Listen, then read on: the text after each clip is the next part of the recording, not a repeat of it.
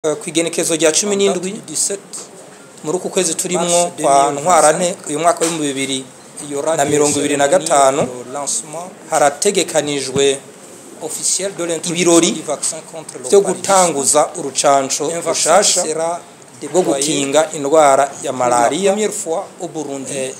Ivyo birori bikazoba bihagarikiwe na nyene icubahiro umutambukanyi wa nyene icubahiro umukuru w'igihugu Cibitoke. Urwo rucanco rero ruzotanguzwa mu ntara 9 kuri 18 zigize igihugu. Ivyo navyo bikaba vyavanye ahanini ubwa mbere nuko izo ncanco zitagwiriye cane.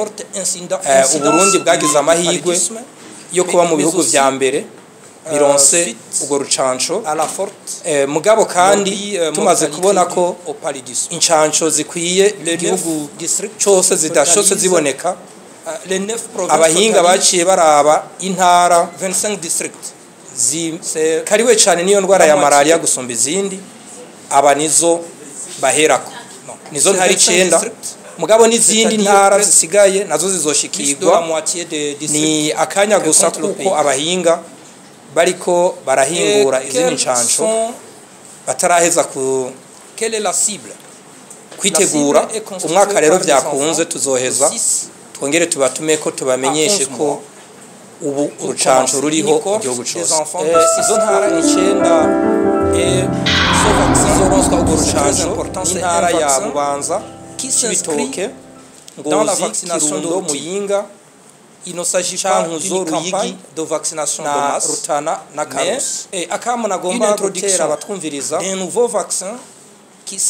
ubwa mbere no kwibutsa ko urwo rucanco ruzohabwa abana bafise kuva ku mezi 6 kugera ku mezi 11 bakazoronswa incanco zine.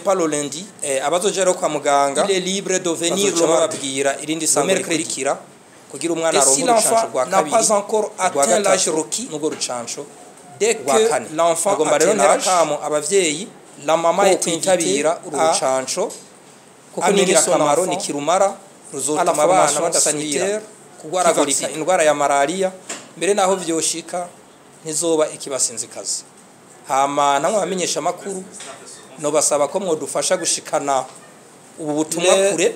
Ona commencer par ntimugarukire kuri urucanco gusa rwa malaria, muvuge n'izindi ncanco uko ducandagishije ibibondo byacu niyo bizogira amagara meza. Mais nous espérons que tukigiza inyuma izi ndwara zose dushobora kwigiza inyuma tubicishije mu gucandagisha.